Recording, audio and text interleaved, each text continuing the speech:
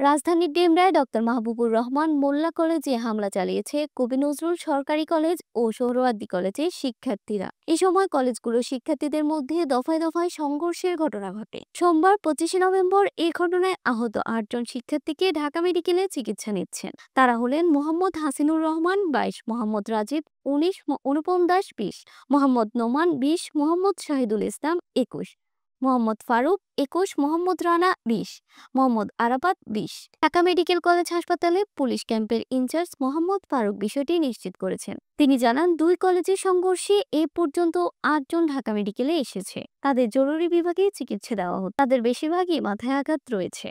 এর আগে মোল্লা কলেজের ভবনে ব্যাপক ভাঙচুর চালায় কবি নজরুল সরকারি কলেজ ও সোহরাওয়ার্দী কলেজের শিক্ষার্থীরা। এ সময় পরিস্থিতি নিয়ন্ত্রণে আনতে টিয়ারশেল নিক্ষেপ করেন আইন শৃঙ্খলা রক্ষাকারী বাহিনীর সদস্যরা।